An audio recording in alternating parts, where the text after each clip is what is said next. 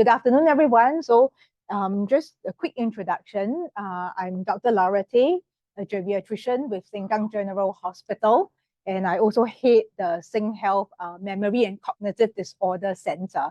So I do see patients with memory problems apart from just older adults. All right, so today the topic would be on keeping ourselves healthy as we age through maintaining intrinsic capacity. So I understand all of you here had attended the first step of the integrated care of older people screen. And in that first step screening, it was a very simple screen of intrinsic capacity. But what exactly is intrinsic capacity? And this is what we will go through today on what each domain means and how to keep ourselves healthy for each domain, all right? So we realize that there is no typical older person, right? I mean, humans, we are all different. We are not identical. And if you take a walk in the market, in the shopping center, you will realize that, you know, there are varying profiles of elderly, but all of us would aim to be healthy, independent for as long as possible. So this is what healthy aging is all about. And this was a concept that was introduced by the World Health Organization not too long ago in 2016. So for a long period of time, people talk about you know, aging without diseases, right? But in this day and age, as people live longer, you know, even as we strive to keep ourselves healthy, some common conditions are still common. You see people with high blood pressure, with diabetes, you know, high cholesterol, but that does not necessarily mean that the person is unhealthy. Okay, so we are moving away from a disease concept. You still can be healthy even if you have underlying medical conditions. But what do we do in spite of our underlying medical conditions to keep ourselves healthy? And here is where we are talking about. We want to maintain the functional ability that allows us to continue to do what is important to us even as we get older. And with functional ability, it means, okay, I can meet my basic needs, right? I can, you know, get my daily meals. I remain mobile. I can continue to learn new things even as I get older. I can continue to contribute to society, okay? And to have all this functional ability, you need your intrinsic capacity, which is the sum of physical and mental capacities. And that was the assessment that you all did. Okay.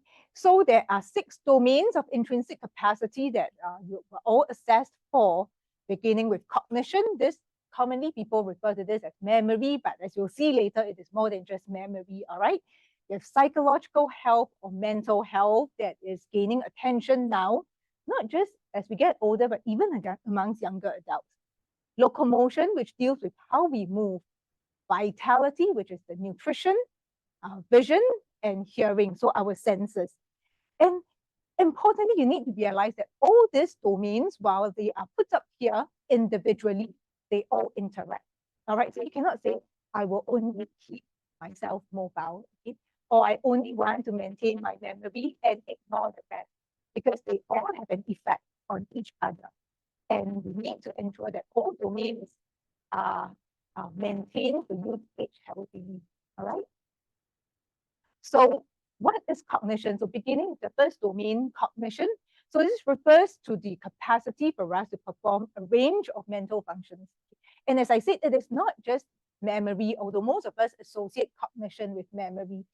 You need to have your cognition. Our language depends on our brain function, how we communicate, how we talk to people. Visual spatial, this refers to, you know, how we process visual information and understand, you know, the objects in space. So for example, you're sitting too close to each other and you know that. So during COVID, you know, you have to sit one space, one chair apart. Now, and visual spatial is very important also for people who drive.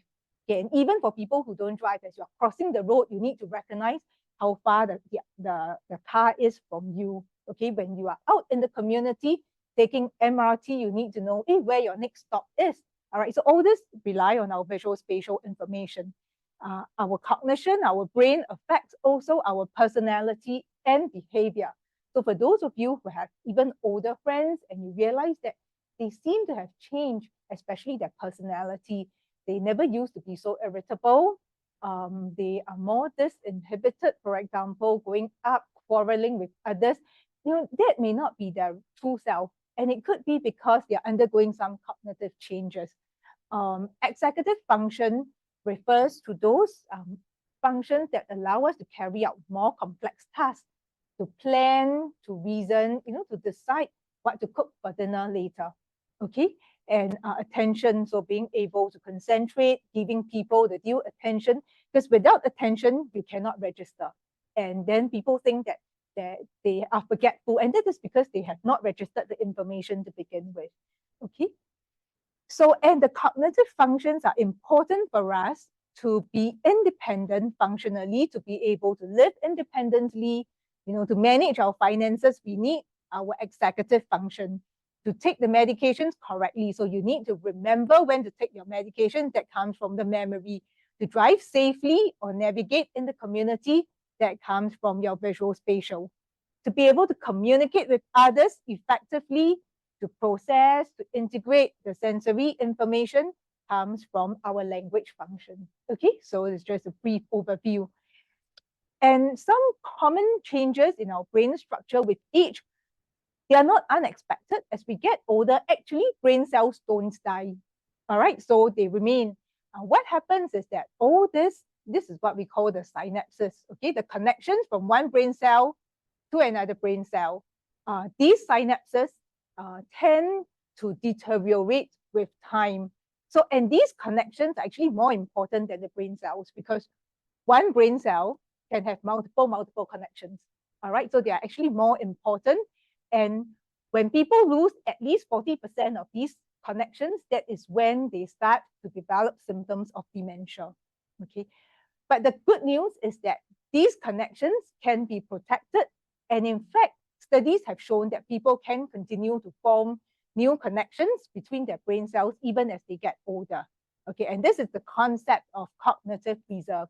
Okay, that is why we say keep active, exercise, continue to socialize, continue to learn new things, because those allow your brain cells to form more connections. So the more connections you have, the greater reserve you have. So even as we get older, even as we have diseases in the brain, for example, you start accumulating certain abnormal proteins like amyloid, you start having some stroke-related changes. Some people have very small, tiny stroke-related changes in their brain without knowing. All right, this is what we call microvascular disease.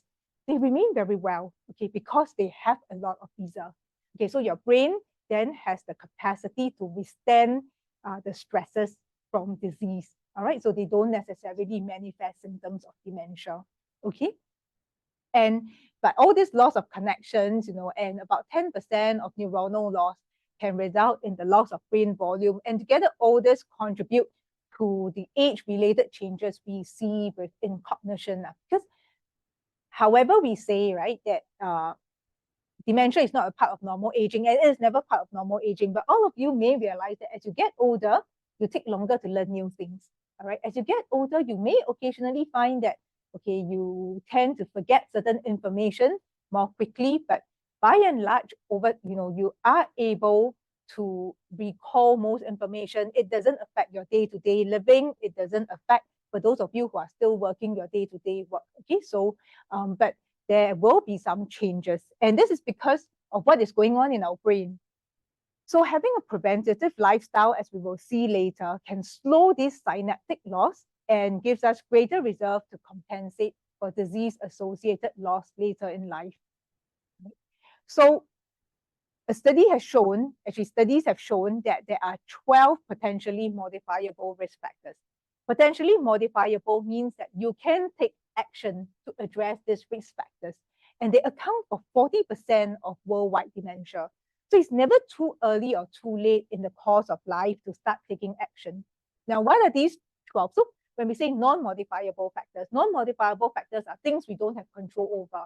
So our genetics, our gender, age, but things that we can control. So, okay, education early in life, you may think you have passed the stage of formal education, But informal education is important. So informal education, such as going to the community center to take up a new course, taking up a cooking class is also a form of education. All right. And then there are other factors that we'll see later, things related to, for example, to hearing, vision, smoking, alcohol, disease-related factors such as high blood pressure, diabetes, okay, and the lack of socialization. So these are all factors that we can take control over. So firstly would be how to build cognitive results. So as I mentioned, we advocate for higher levels of education and we tell people never to stop learning. So in a way, it is good that there's all the skills future learning courses that encourage people to pick up new information, to pick up new skills along the way. And that is protective, especially if you start early and you continue with these efforts. And studies have shown those who have a higher level of education do have lower risk of dementia. Now, education helps to build early stage, but in midlife, then you need to start maintaining what you have built up. So that's what we call cognitive maintenance, and it comes from midlife cognitive activities. Simple things, pleasurable activities like music, reading, art and craft, learning a new language can help you maintain your cognition in older age. And in later life, it has been shown that people who continue to read, to play games, to socialize have 30% less likelihood to develop dementia. Okay, and this adage of use it or lose it. So those who are sedentary, who are very isolated, are at higher risk. So even if you have a very high level of education, and then by the time they retire, they stay at home, they lose interest, they don't engage, they are still at higher risk of cognitive decline. So studies have shown that a younger age of retirement increases the risk of decline in cognitive performance. And so that's why we say it may not be such a bad thing that our government is encouraging later retirement if we view it positively from healthy aging. Okay. So I'll move now to some of the medical risk factors that we can take control of if it affects us to reduce our risk of cognitive decline. So studies have shown that high blood pressure increases the risk for dementia by 60%, and the risk is higher if the hypertension persists into late life. So importantly, being compliant to the treatment for your high blood pressure can help to reduce the risk of cognitive decline, and especially in midlife. So you see, in between 40s to 60s, controlling the blood pressure below 120 systolic can reduce the risk for mild cognitive impairment and dementia later on. All right. With regards to diabetes, diabetes is a relatively strong risk factor for dementia, and that is because it increases inflammation in the brain. It increases the buildup of this abnormal protein called amyloid in the brain that we see in Alzheimer's disease. So keeping optimal blood glucose control for those who have diabetes can reduce the risk of dementia. And there's no difference, so never compare, hey, how come my friend is on medication A, I'm given medication B, on insulin versus non-insulin. Actually, it doesn't matter. All right, no one medication is superior to the other. The thing is about how well the underlying condition is controlled. Okay, all right. The other vascular risk factor people talk about is midlife obesity. So obesity, we use the body mass index that you probably would be familiar with, right? Your weight relative to your height. And morbid obesity tends to increase the risk of dementia. And there's evidence that, losing weight, especially in midlife for those who are obese, can be protective against dementia. But here I would caution about weight loss in the very elderly. So for the obese, overweight in midlife, it is good to strive for a healthy weight. But in older persons, we don't just get them to lose weight. The problem is that in older people, when they lose weight without proper, regime, without proper exercise, what happens is that they lose muscle, but they retain the fat. So as we get older, and then it leads to the loss of muscle mass leads to weakness, increased risk of falls. So the weight may look good, but actually the health effects may be worse off. All right. So for weight loss, it is really, if you see here, weight loss of 2 kilograms amongst people who are younger can improve attention and memory. And this is relevant only to those up to age 50 years. All right, yeah. So smoking is, we know, is a risk factor for cognitive impairment. And that is why we say, we ask people who smoke to stop smoking, but it's not just smokers now. Attention is given to exposure to secondhand smoke. So for those who have smokers within the house, it would also be good to encourage the rest of the family members, who are smoking to stop smoking. We try to stay away from places, heavily contaminated with cigarette smoke. And actually, it's never too late to stop smoking, because amongst those who are older than 60 years, giving up cigarette smoking can still decrease the risk of dementia risk by 10%. All right. So, and finally, excessive alcohol. So what happens, right, when someone drinks a lot? So when they drink a lot, it affects the brain cells. So it leads to earlier demise of the brain cells. It leads to damage to the blood vessels. And this can result in inflammation in the brain, in stroke. Those who drink a lot, who are often drunk, are also at risk of falls and coming in with traumatic brain injury. And all this actually, and they often don't, you see, alcoholics also don't eat so well. They are often malnourished. They have vitamin D deficiency. So all this tend to increase the risk of early onset dementia. And that's why we always get people to stop drinking. But you may see certain diets like the Mediterranean diets, including like 1 glass of red wine a day. That is okay. What is detrimental, the tipping point is 14 units of alcohol a week. So a glass of red wine is about 2 units of alcohol. Huh? So 7, yeah. So one glass is about 2 units. Okay, yeah. So 7 glasses. There's a glass a day is still okay. All right. Huh? Wow. It's also no binge drinking lah. All right. So that's why I say you have to spread out across the week. Yeah. Just binge, those who drink consecutively, right? You may say, okay, I drink 14 units on a Monday. The problem is that, it leads to, when someone gets sedated, drunk, then they fall, they get problems. All right. So it's in moderation. All right. Yeah. So, huh? Okay, beer, 1 pint of beer is about 3 units of alcohol.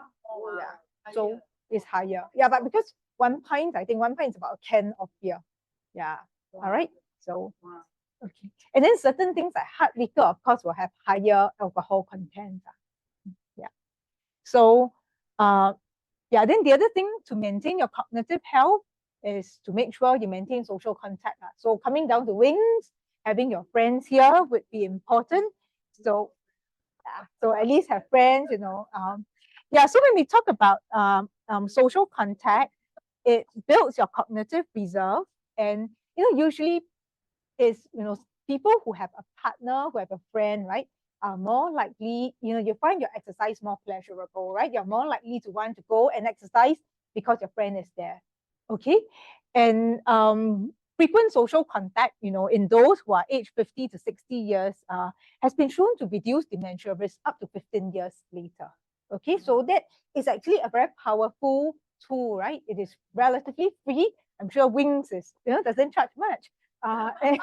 Yeah, so yeah, and it's a very powerful tool, something that is that we can, is within our reach. Okay, so it doesn't have to be anything excessive. Yeah, and what constitutes social contact? Yes, sitting down here is a form of social contact, but it also includes like talking to your family and friends. All right, participating in community groups, volunteering, and also sometimes being part of religious groups as well that can be helpful, and active employment. All right, yeah, so that's one. And for cognition also, physical activity, and you will see, I will keep harping on physical activity and exercise because it is relevant to many areas of the other intrinsic capacity domain. But exercise on cognition, so some ask, how beneficial can this be? So it improves, exercise has been shown to improve blood flow to the brain. And with it, it also means that you get more brain, the connections between brain cells. It has been shown to improve brain volume. So for studies that, subject people to exercise and they subject them to repeat brain scans, an improvement in brain volume. It improves your overall vascular health, okay? Reduces blood pressure, improves blood glucose control. And importantly, it has been shown to have beneficial effects. It improves sleep, improves mood. Okay, so it has, so exercise, people call it, in medical terms, it's called pleiotropic, meaning one action, having multiple benefits. Okay, so that's why it is important. So, and the relationship between exercise and cognition, right, is, we say, dose dependent. So the more you do, the better it is. All right. And so there's no minimum threshold. So any activity is better than nothing. So for those who are not used to exercising, even if you just make an effort to be less sedentary, walking around a little bit more within the house is a good start. All right. If you're sitting down watching television, getting up during commercial breaks to walk around, that is a good start. Okay, because essentially you want to move away from being sedentary. But the Singapore Physical Activity Guidelines will recommend 150 to 300 minutes of moderate intensity activity, or 75 to 150 minutes of vigorous intensity physical activity a week. So if you ask, what is moderate intensity? So light intensity exercise would be anything that you are doing and you can sing. So if you are doing like gentle sweeping of the house and you can sing, that's quite light activity. Moderate activity would be when you're walking, brisk walking with your friends, and then you say, how are you? And say, I am okay. So you can only talk short sentences, So and then you have to pant, and then you have to catch your breath before you continue the conversation. And vigorous activity, you don't want to talk. You're just exercising. You cannot bring yourself to talk. Okay, so that is what vigorous activity is. So for exercise and fitness, we always want to start early, as early as we can in life. But as I said, it is never too late. All right, so the importance is to sustain the exercise over time. So find something that you will enjoy. So what happens is that some people try, to be weekend warriors, and then they go out, they start trying to do a marathon, and they find themselves so disheartened and disillusioned. And it's very difficult to keep up with something that you don't enjoy. So for example, nowadays I don't enjoy running because I find it very tedious, the weather is too hot. And if I force myself to do it, it is not pleasurable. But I enjoy, brisk walking with my dog. And he forces me to walk. So, so things, you have to do, find something that, if you enjoy with your friend, you're more likely to want to continue doing. Okay. So, so the thing is to be consistent. And, the benefits, okay, there are different types of exercise, and I'll show you later. But the broad groups of exercises people talk about would be aerobic exercises. So these build our cardiac endurance. Resistance exercises that build our muscle strength, all right? And then multi-component would be those that have a combination of both, okay? And exercises benefit the cognition in terms of memory, in your attention, in your executive function. So remember the multiple areas of cognition I showed you earlier. So there are different areas of benefit. So you see these areas benefit the most in memory, attention, and executive function. And in older adults, exercise can be beneficial even if the person already has early dementia.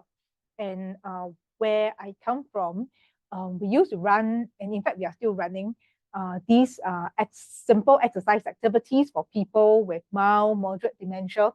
And when we did a study amongst those with mild to moderate dementia, having been exposed to a 2-month exercise program, subsequently, they improved in their walking speed.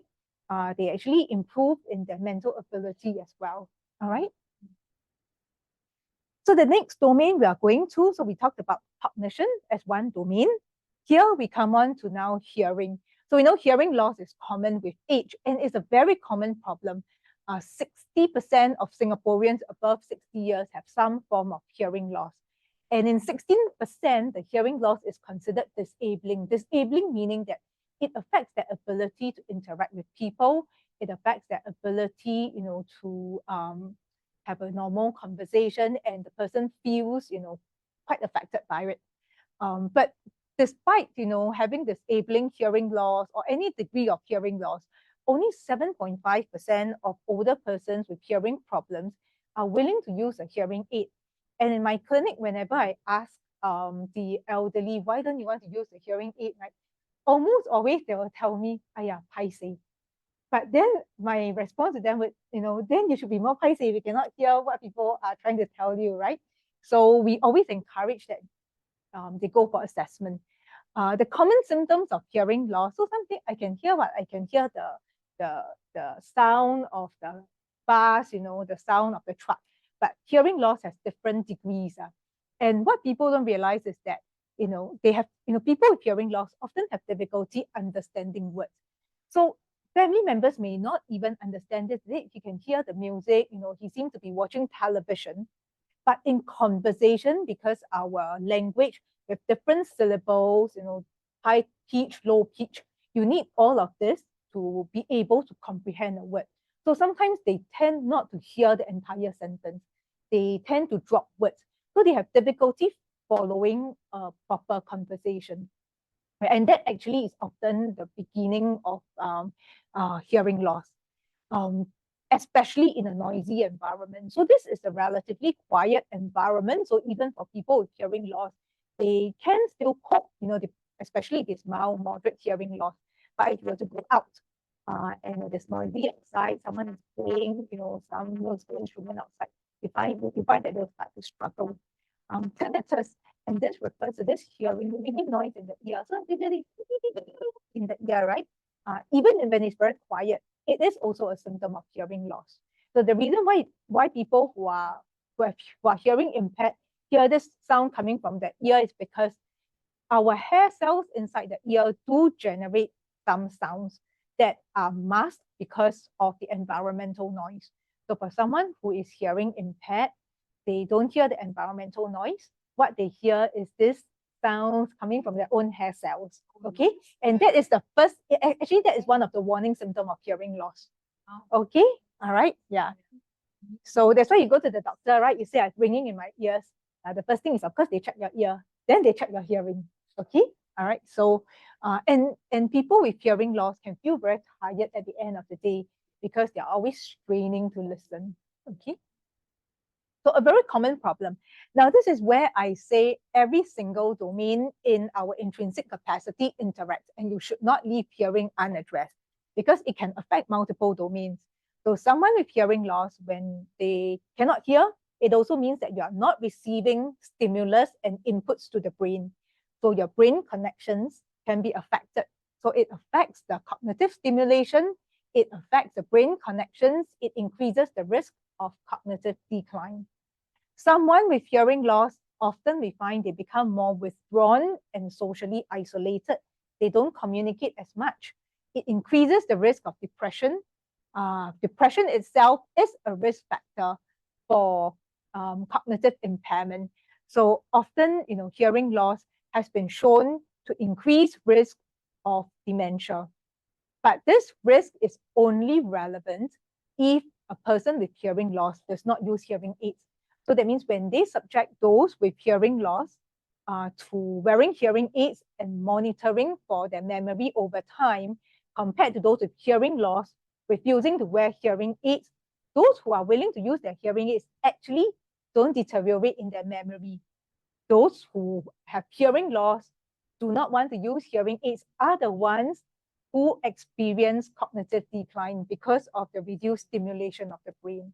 Okay, so that is something that we need to understand, and it is also the reason why I send all my patients in the memory clinic with whom I suspect with hearing loss to the ENT doctor to get their hearing aids fixed.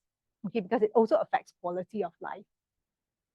Now, how can you protect your ears as to prevent or reduce the risk of hearing decline? So first of all, we always say don't put dirty fingers in the ears because it increases the risk of infection. And we always say do not use cotton buds for cleaning the ear. So some people like to use cotton buds for cleaning, and it can actually lead to earwax infection.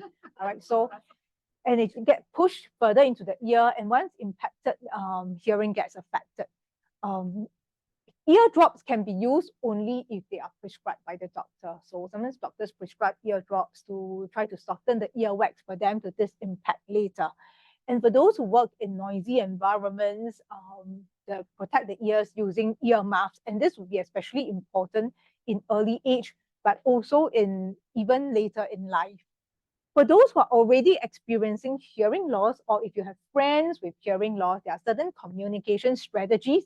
So first and foremost, I always say be a self-advocate. Do not, be embarrassed to say that I have a hearing problem. Can you speak louder? All right, and most people will understand. You can choose a quiet spot with good lighting for communication and pay attention to the person's lips as they are talking. So often people who have hearing loss do rely on lip reading. So if you have friends who have hearing loss, when you talk to them, you want to speak slower so that they can also read your lips. Visual cues will be important because people with hearing loss also tend to observe how people, move, facial expression, whether it is a joyful conversation or not. Okay, and do not be shy from asking someone to repeat himself or herself. And you can always ask questions, to ensure that you have understood correctly. So if you want to clarify, have I heard you correctly? Was this, what you said, for example? And hearing aids and other hearing devices should always be considered.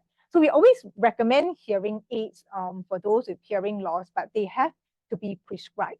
So after the audiometric test that the audiologist does in the clinic, they will know what is the level of hearing loss. Then they will tune the hearing aid to the level of hearing loss.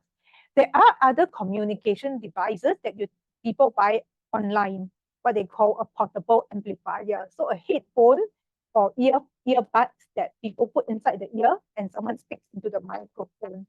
They are much cheaper. The problem is they allow only one-to-one communication. So it doesn't allow you to appreciate, the background noise. It doesn't work for watching television. So that's why we always get people to go for proper hearing aid fitting. Unless there are some patients with very advanced dementia who refuse or who cannot comply with hearing aids, then the pocket talker allows us to talk to them. All right, so if you see some of these devices online. So the next domain is that you will assess for with vision, the ability to see. And actually, I don't have to further reiterate, but vision is important for us to navigate safely in the environment. Poor vision is a major risk factor for falls in older adults. Okay, it allows us good vision to assess information, maintain, social relationships, and perform our day-to-day activities. So what are some of the common changes to vision with age? So a lot of times as we get older, we lose the ability to see up close, and that is what is called presbyopia, 老花眼, right? So this can be easily corrected with glasses. Older persons also have difficulty distinguishing colors. So for example, my mother always says, is this black or is this navy blue?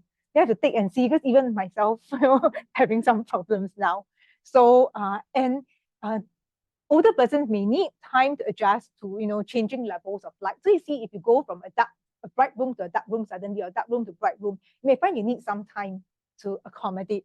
All right. So, and that's why it is important to have regular eye exams, because many eye diseases, so age-related changes, in sight, for example, presbyopia is something that's easily correctable, but there are other eye conditions, as you'll see in the next slide, that may be more significant, and they may not be detected until very late if you don't go for regular eye exams. So a lot of these eye conditions are also painless, so people are not aware. So the regular eye exams allow us to detect any problems early so that we can treat early. So these are some of the major causes of vision loss in older adults. So age-related macular degeneration. So the macula is what allows us to see centrally, to distinguish colors, to distinguish the sharpness of objects. And those with age-related macular degeneration, a lot of times they lose the central vision. So if you see, when they see, someone's face, they may see like holes in the person's face, but peripheral vision will be spared. So this actually can affect and increase the risk of falls because of the visual impairment. And treatment is now available, injections, as well as certain supplements. All right. Diabetic retinopathy is the most common eye problem actually, and often, this affects diabetics. Often have no warning signs. So for diabetics, that's why they always have to go for yearly eye exams. And nowadays, laser surgery, for those with in the later stages of diabetic retinopathy can control the condition and prevent the condition from worsening. Cataracts are another very common problem. This is due to cloudy areas, in the person's lens, and it can be easily corrected. These days, cataract surgery is a very safe treatment, quickly restores vision. And glaucoma would be a condition where too much pressure builds up inside the eye, and it affects the optic nerve, which is at the back of the eye. So this is what we call the seeing nerve, the nerve that transmits what we see to the brain. And it can be treated with prescription eye drops to control the pressure. Okay, so what are the things that we can do to prevent vision loss? So foremost, for those with high blood pressure, diabetes, cholesterol, you need to make sure that you continue treatment to keep these conditions under control. Regular eye exam would be important. So the step 1 screen actually is a very simple test. It isn't even a test. It is just a question, right? Asking whether you have problems seeing far or near. And those who have problems should get the eyesight checked. All right. Maintaining a healthy diet. So certain food items are known to be protective for the eye. So fruits and vegetables, especially dark green leafy vegetables such as spinach and kale. So because these are rich in antioxidants. So lutein, for example, vitamin A, they are good for the eyesight as well.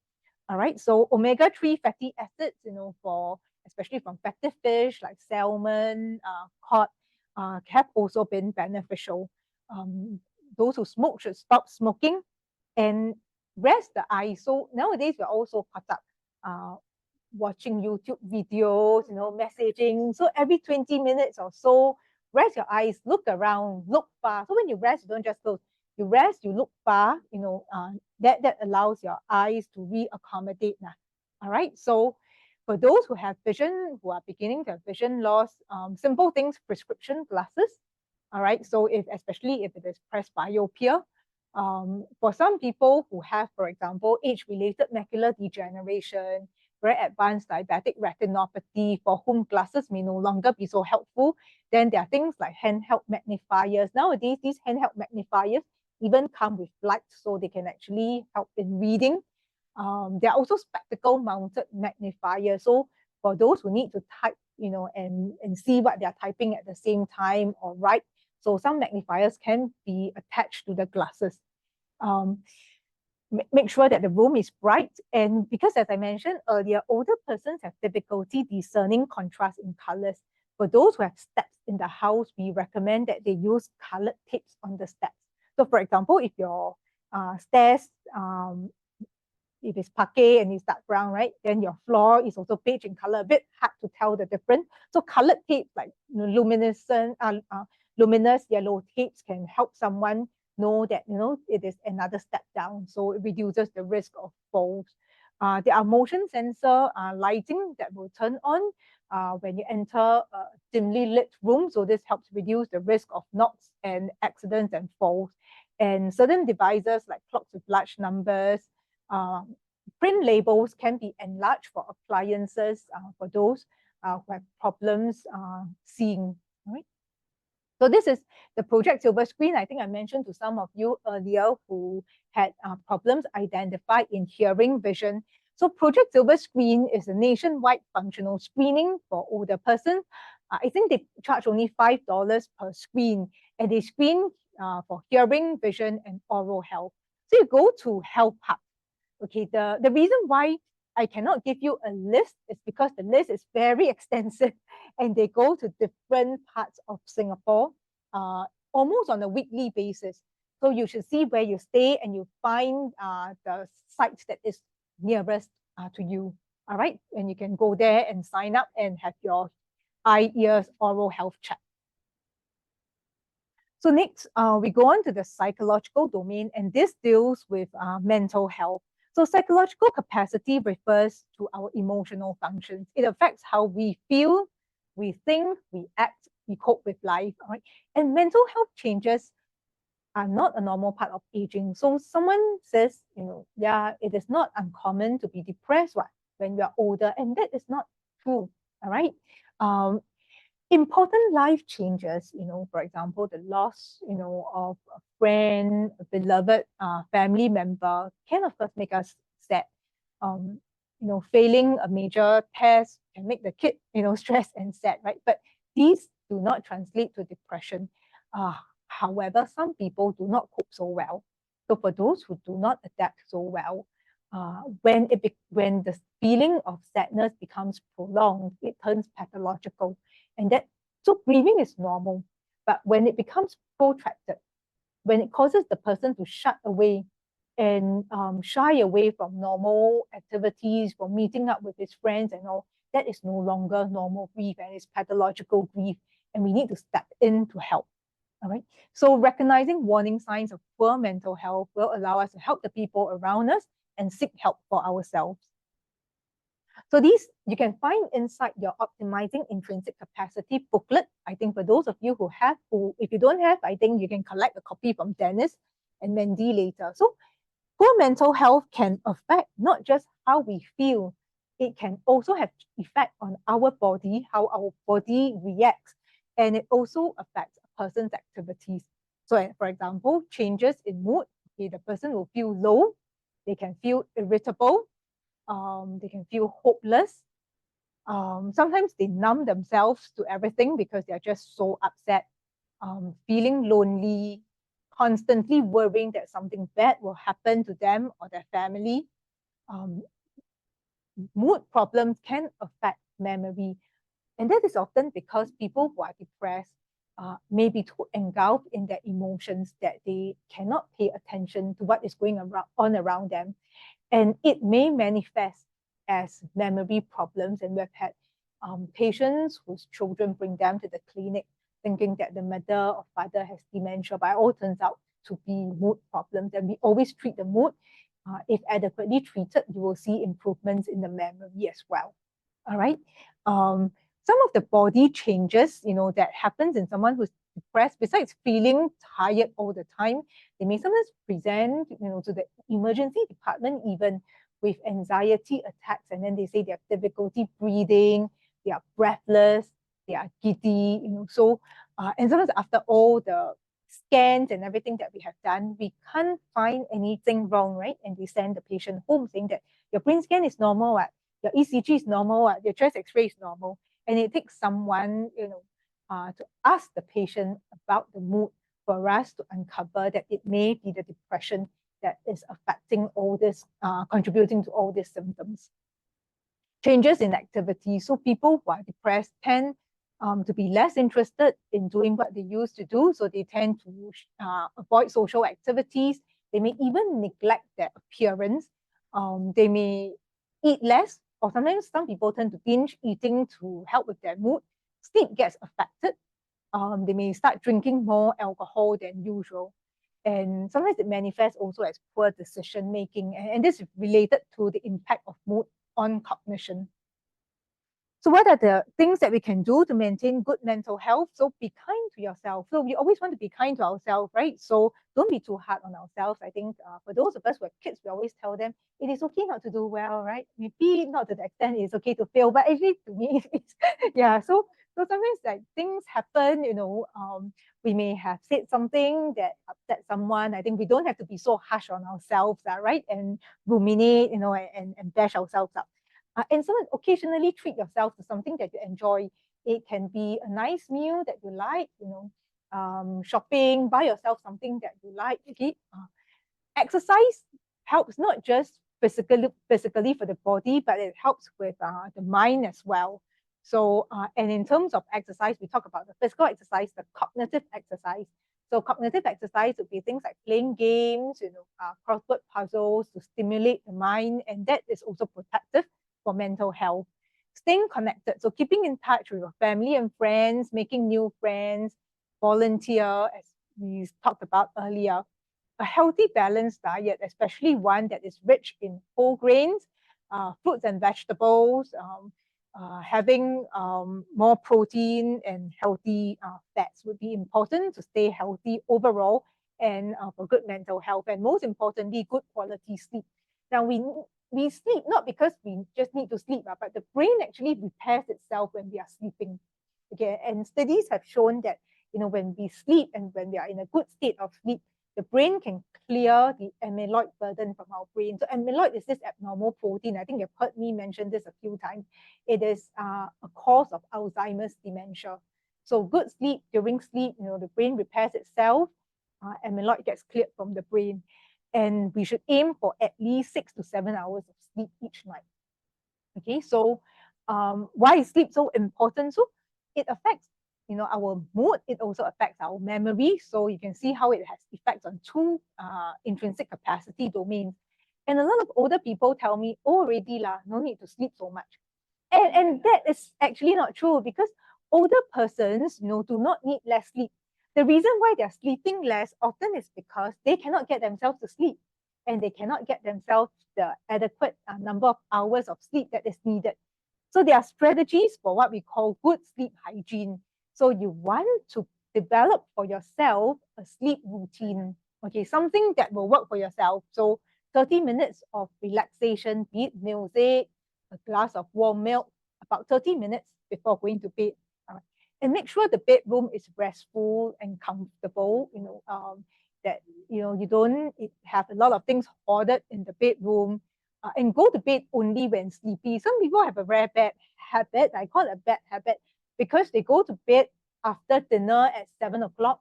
They lie in bed, they toss and turn, and then after that, they get what I call short power nap. So they doze off 15 minutes, they wake up, then after that they read, So it's a very bad habit, because power naps of 15 to 20 minutes late in the evening can disrupt your sleep at night.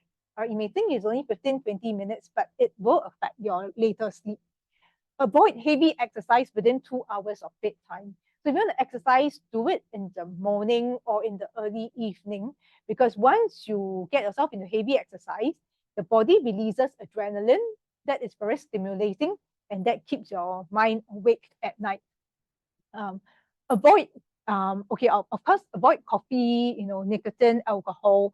It can fragment sleep. And caffeine stays in our body for 10 hours. So for older patients, I always tell them, don't drink coffee after 12 noon. All right? Yeah. So unless you're the kind who can sleep even after drinking espresso. All right. So otherwise, don't drink coffee after 12 noon. Okay. Then avoid activities in the bedroom that keeps one awake. So some people like to watch TV from the bed. Actually, a lot of households in Singapore, I don't know why they must have a television in the bedroom, which I never have and I refuse to have. So, and that's because I've seen my grandma when I was younger watching television, and then she'll fall asleep in front of the television. And when I want to turn off the television, she didn't allow me to turn off the television. And she'll be waking up through the night, So it's very, very disruptive. All right. So never do that. You use your bedroom only for sleeping as far as possible. So try to convert your bedroom into this Zen space that is associated with relaxation, with sleep. If you're unable to fall asleep, leave the bedroom. Okay. Do something, but do not do something too stimulating. Leave the bedroom. You may want to read a book. You may want to listen to some music. And then when you're tired, go back to sleep. So don't leave your bedroom and do housework, because you don't want to do anything that's too stimulating. All right. Okay. Yeah. Then maintain a stable bedtime and rising time. So, okay, what we call this is actually a therapy that is called sleep restriction, therapy. So if you know that you have even if you have difficulty sleeping, you build the habit. So by 11 p.m., I must be in bed, or by 10 p.m., I must be in bed. And I will wake up at, say, 6 a.m. Whatever happens at 6 a.m., I will wake up, whether I have however many hours I have slept the night before. So as you are able to sleep better, you can extend the duration. Because one habit that people have is that, they may think that I haven't slept so well last night, so 6 o'clock now I wake up at 6:30, or they continue to lay in bed until 7, 8 o'clock to try to catch up on the sleep. So it's a very disruptive pattern. So you try to have a very standard regime for your bedtime, and avoid day naps. If you need to, limit to no more than 30 minutes and do not nap after 2 p.m. Okay? Yeah. So these are some simple strategies, because a lot of naps that older people take can be what we call power naps. Yeah, so sometimes 20 minutes and they are so refreshed already that they have difficulty falling asleep again in the night. All right? Okay. So this is the second last domain that we're talking about, and that's locomotion. So locomotion refers to one's ability to move the body, and we do experience changes in our locomotor system with age. So what constitutes the locomotor system? We have the muscle, the joints, the bone. So with age, there is loss of muscle mass and strength, and this is a condition called sarcopenia. All right, so the loss of muscle mass and strength can lead to weakness, sarcopenia. Yeah, so you see some older persons, walking very slowly, and this is often also because of the loss of muscle mass, and it increases the risk of falls. All right. Changes in the joints. So a lot of people say, I got pain in my knees, right? The doctor will tell you osteoarthritis, degeneration already. And this is because of loss of elasticity in the ligaments and cartilage, and it leads to joint stiffness and pain. And those who have this problem will have difficulty doing the sit to stand test because of pain in the knees. Then there are changes in the bone. So there's loss of the muscle mass, or what we call the bone mass or the skeletal mass. And this leads to a condition called osteoporosis, very, very common, that you have heard of. So in fact, how many of you here have not had a bone density scan? Okay, postmenopausal women should have a bone density scan at least once. And nowadays, polyclinics can do bone density scan. Okay, so you can just ask them to check your BMD.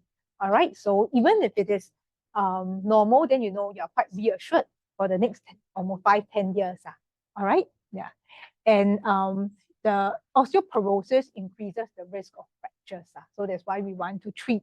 And nowadays, there are a lot of treatments available, and treatment can reduce the risk of hip as well as vertebral fractures. Okay. So to prevent locomotion decline, you need to be physically active.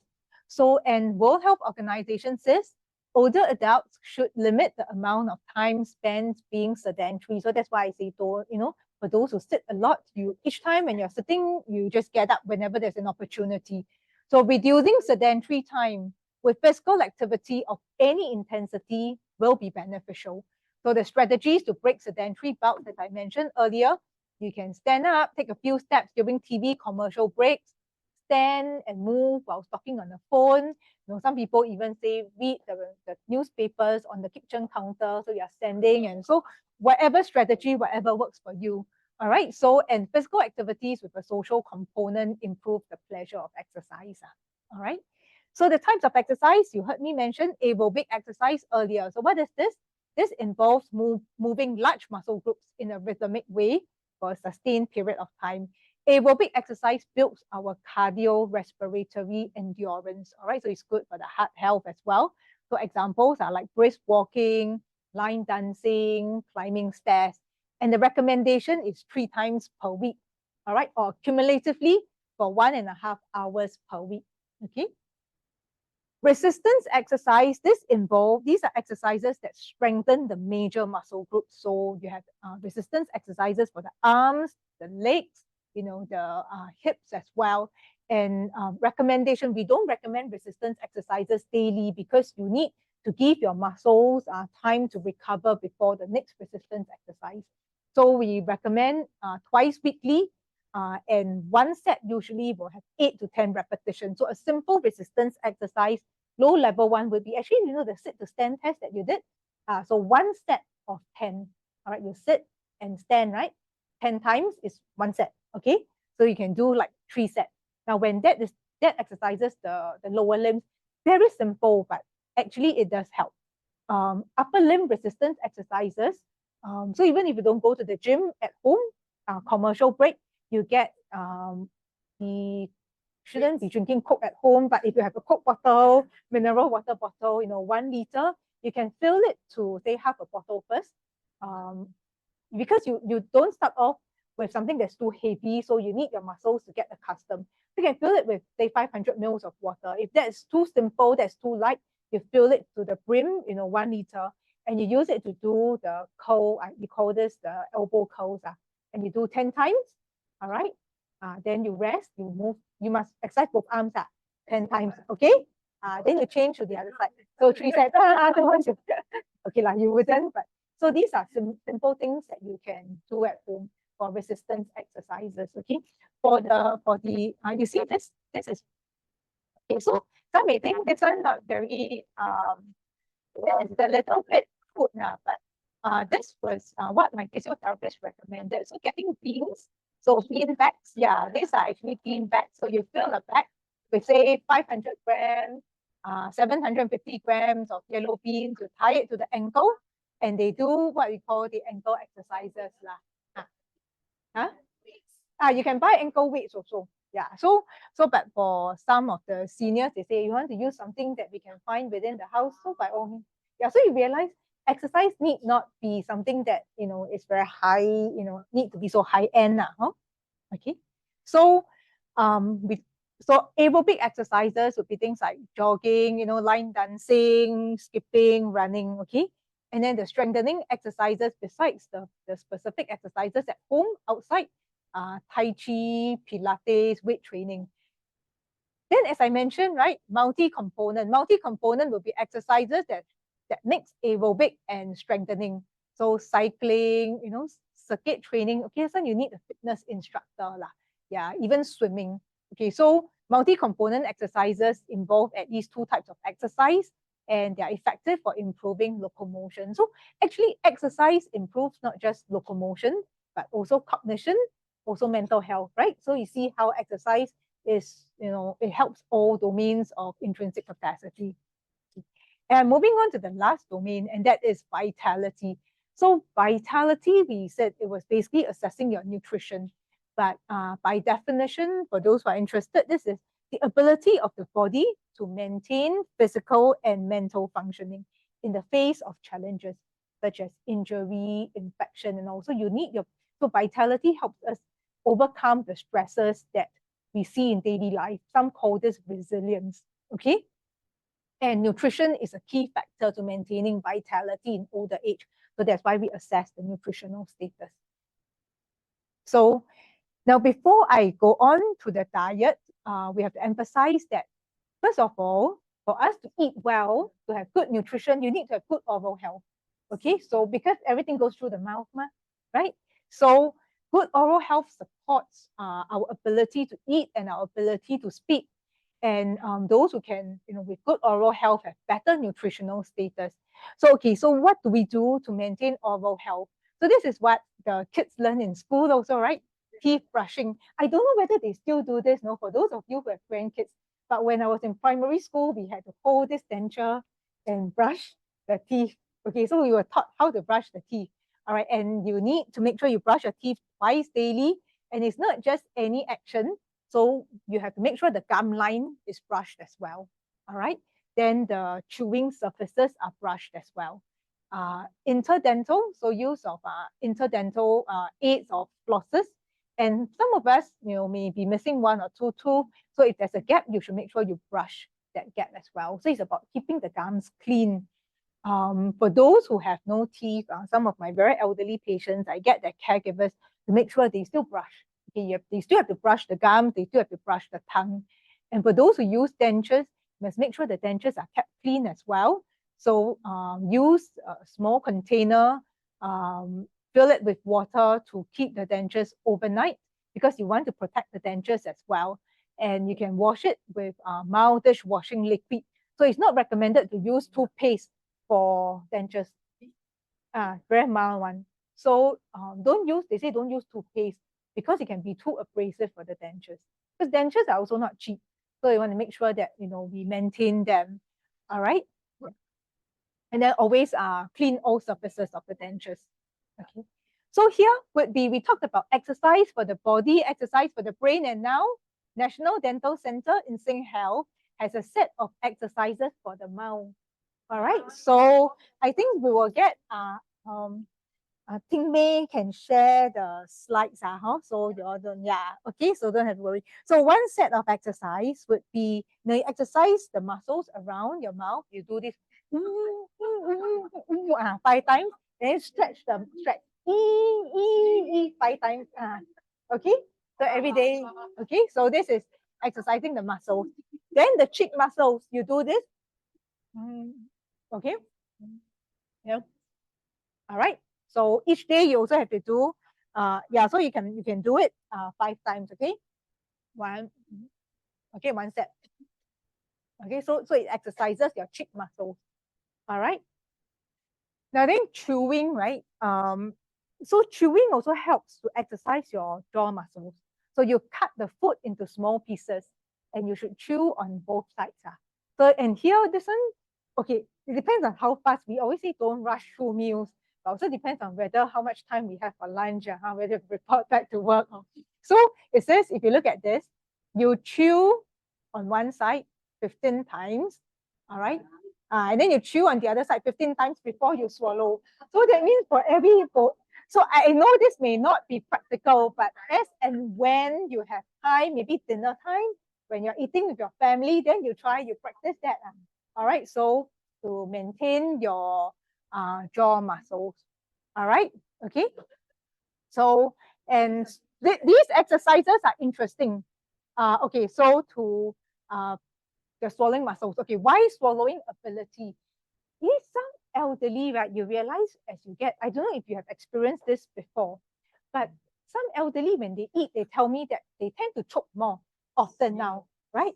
And that is because, it is not abnormal per se, but if for those elderly who have difficulty, very, very weak throat muscles, they are more likely to aspirate. And this means that the food particles, the drinks, instead of going straight down to the stomach, may trickle down to the airway, and they are at higher risk of lung infection. So you want to maintain the strong muscles of the throat to reduce the risk of aspiration. And some of these include, first of all, you need to maintain the function of the salivary glands. Because as we get older, we also feel sometimes mouths tend to get more dry, so you want to make sure that your salivary glands are stimulated. There are the parotid glands in front of our ears, okay? So you can do this, you stroke, use 2 fingers, right? And you massage. You maybe do 10 stroking times, all right? To stimulate saliva, okay? All right, so every day, Then the other gland, the submandibular gland here, underneath your chin, at the angle of the jawbone, you stroke it. All right. So to stimulate the salivary secretion. Okay. And then the other one is push your tongue against the roof of your mouth. This one is not easy. Against the roof of your mouth. And try to swallow the saliva. You will feel that there's a strain on your throat. Okay, can you do? We do it, and you swallow. You can feel the strain on your throat, right? So that's why it exercises the throat muscle. Okay, you can try to do it like 5 times each. The last exercise is difficult because when I tried it, I kept trying and I finally got it. So you stick your tongue out and swallow saliva. Keep your tongue out and you swallow the saliva. Okay, so you can you feel the pressure? So that means that there is some exertion. All right. So here is all about maintaining oral health to ensure that because in my practice where I look after very, very elderly, a lot of the times they are malnourished because they can no longer chew. They have very poor oral health. All right. Okay. So this is the most important. But besides that, of course, you need to have a healthy diet. And we say a whole diet over supplements. You walk into Guardian, you walk into Watson, sometimes there are promoters asking you to buy, like, buy omega, buy glucosamine and all, right? Actually, if you eat well, you may not need supplements, all right? And supplements are not cheap as well, okay? So we always recommend, a whole diet. And actually, a whole diet, vitamins B and E, the polyunsaturated fatty acids like omega-3, multi-complex supplementation. So World Health Organization has said, actually, and we know from the literature evidence that they have not shown any benefit at all in reducing dementia. Okay, so some people say, I buy omega, I mean, for those who are doing it, and they say, I find that it's helpful, fine, I generally don't discourage them, but I don't tell my patients who are experiencing problems, go Guardian and buy omega, because that is not the solution. The thing is to ensure people eat healthily. Right, so and it's always quality over quantity. So we'll see later what is important to have in your diet: more vegetables, less red meat. Okay, so protein first. So protein is important because we need adequate protein to maintain our muscle mass, to repair the body cells, to strengthen the immune system. How much protein to eat a day? 3 servings of protein-rich foods per day. So what are protein-rich foods? It can be meat like chicken, pork, fish, dairy products, milk or cheese, soy products like your tofu, tau kwa, eggs, and nuts. But what is a serving, right? So people ask me, what is 1 serving? So 1 serving is 1 palm size of meat. So if it's chicken or fish, then it's about 30 grams, 1 palm size, or 1 matchbox size. So very easy to remember. Okay, so if you have 1 of that for lunch and dinner, that is already 2 servings. Okay, then for breakfast, so 1 cup of yogurt is 1 small cup of yogurt is actually 1 serving of protein as well. All right, so that means you can spread out. And we recommend that protein intake be spread out across the course of the day, because that is beneficial in building muscle. So a lot of older people like to take 1 heavy meal a day. So they may just take lunch and they don't take dinner, right? They take dinner, they don't eat lunch. So that is not quite ideal, because the body needs the constant release of, the body needs the constant introduction of the protein for optimal benefit. All right. Calcium, adequate calcium helps you to maintain strong teeth. It strengthens the bones. Again, how much calcium? 1,000 to 1,200 milligrams per day to maintain bone health. And calcium-rich foods can be high calcium dairy products like milk and yogurt, soy products, high calcium soy products. Green leafy vegetables are actually a good source of calcium as well. So for example, broccoli, chai-sim, and even almond milk. Okay, so again, how much of broccoli to take or milk? So 1 cup, which is 250 mils of a high calcium fresh milk or soya milk, will provide 500 milligrams of calcium. Okay, so there's already a third of the calcium you need. Half of the calcium you need. So 1 cup, 250 mils of normal fresh milk or UHT milk provides 300 milligrams of calcium. So if you go to the supermarket, you'll see some are high calcium milk, some are normal fresh milk, so you know which to choose. Okay. Vegetables. So if you have 100 grams of cooked chai-sim or bok choy or kailan, it's already 100 milligrams of calcium. So this is how you estimate that. All right, so how you get calcium from your food sources. Okay. And there are some diets that some of you may have come across. Okay, sorry. Okay, so some types of diets that some people may come across. A Mediterranean diet sounds very good, right? The very Angmo diet. Even I cannot eat because very too Angmo for me. Rich in fruits and vegetables, which is okay. But whole grains, olive oil, fish, nuts, legumes, very low in processed foods, dairy and red meat. So I think as long as you keep to the healthy plate, 3 meals a day, introduce lots of fruits and vegetables, healthy fats, cut down on red meat. So the reason is because the Mediterranean diet is high in monounsaturated fatty acids, polyunsaturated fatty acids, antioxidants from the fruits and vegetables. And these have been shown to reduce inflammation in the brain, improve blood flow to the brain. So it helps with cognition. Then there's this DASH diet. You see, it's very similar. Rich in fruits and vegetables, fish, which is actually fish here, right? Whole cereal, low-fat dairy, low in saturated fat and sugar. This diet was designed to lower blood pressure and cholesterol. So there's a lot of overlap. And then the latest one is the MIND diet, which is a combination of the Mediterranean and the DASH diet. This is the diet that people now call what that people now refer to as brain healthy versus brain unhealthy foods. So yeah, so actually the benefits are really on cognitive health and for cardiovascular protection. Okay, so for when we talk about the mind diet, what is brain healthy food? Whole grains, 3 servings a day, green leafy vegetables. You can have vegetables other than green leafy vegetables, 1 serving a day, and that refers to things like your capsicum, your carrots and so forth. Nuts, 5 servings a week. Beans, berries. So 1 serving of nuts, beans, berries would be 1 cup. All right, so 1 cup a week. Okay. Then poultry, 2 meals in a week. Fish at least once a week. Okay, and then the use of olive oil instead of other types of oil. So brain unhealthy foods that you should avoid: pastries, anything that's very sweet. Red meat should not be more than 4 servings a week. Fried food should be less than once a week. Butter and margarine less than 1 tablespoon a day. Okay, so yeah, so this is how we get started. All right, so these are foods for, I know they are, I mean when it comes to diet, for the Singaporean kind of diet, may not be the easiest, but we can take steps to incorporate bits of this into our daily life.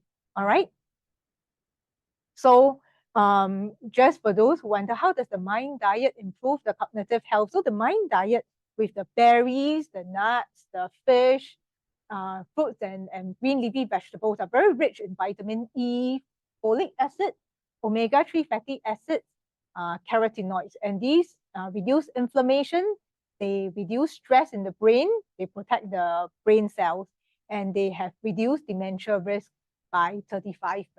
All right, and especially those who adhere to it, the risk is even better. Okay, so this is my last slide. What we have come across today would be, what intrinsic capacity is all about. And you now hopefully understand why intrinsic capacity is so important for healthy aging, and realize why all the 6 different domains, have to be addressed, because they all influence each other. So simple thing like hearing affects mood and cognition, right?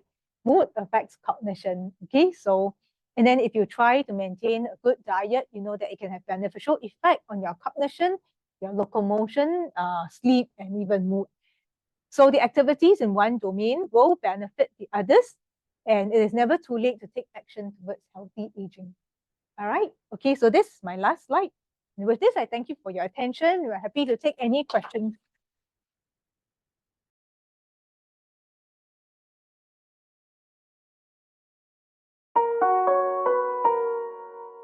Living life in full bloom.